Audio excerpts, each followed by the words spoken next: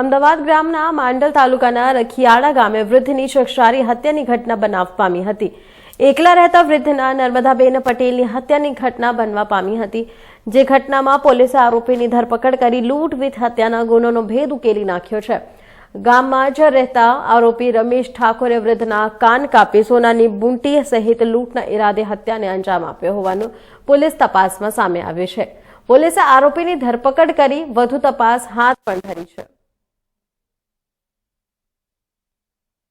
Station ખાતે એક લૂંટ વિથ મર્ડરનો ગુનો દાખલ કરવામાં આવેલો છે, જેની વિગતો ચકાસતા હકીકત એવી છે કે 12 તારીખે બપોરે 1:30 વાગે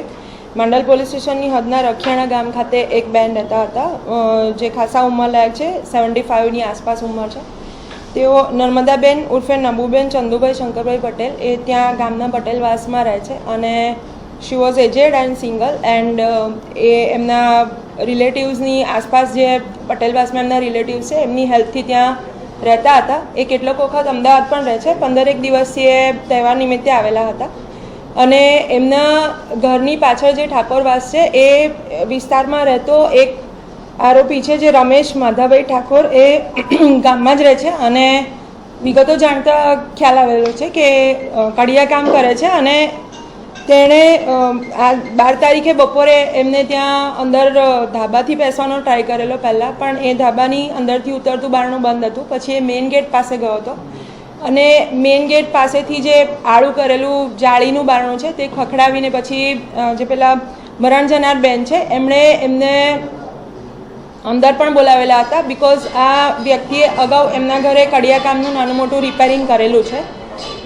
જેના કારણે એ એમને ઓળખતા હતા અને એમને એને ઇનોસન્ટલી અંદર પણ બોલાવેલો। એ બેન પાણી લેવા અંદર ગયા તે દરમિયાન આરોપીઓ ઊભા થઈને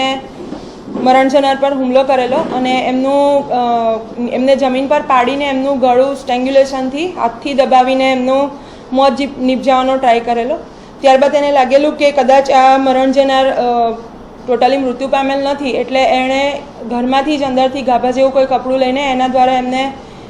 સ્ટ્રેંગ્યુલેશન કરેલું હતું અને આ ઘટના બાદ તેણે એમની કાનની બુટ્ટી પૈકી એક બુટ્ટી કાપી અને બીજી ખેંચી લીધી હતી, ગળાની ચેન તોડી લીધી હતી, હાથની 2 બંગડીઓ છે સોનાની એ ખેંચી લીધી હતી અને ત્યારબાદ એ ત્યાંથી ફરાર થઈને પોતાના ઘરના ધાબા પર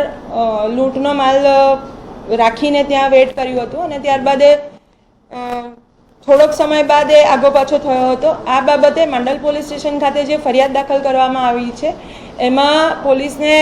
બહુ ઝડપથી ગણતરીના કલાકોમાં મર્ડર ડિટેક્ટ કરવામાં સફળતા મળી છે। માનનીય આઈજી સરના ગાઈડન્સ હેઠળ જિલ્લા પોલીસે બહુ સરસ રીતે મર્ડર ડિટેક્ટ કર્યું છે, જેમાં ડોગ સ્કોડનો પણ હાથ છે, જે ડોગ પેની છે, એણે મર્ડરની આસપાસની અને લાશની જગ્યાને સૂંઘીને ત્યારબાદ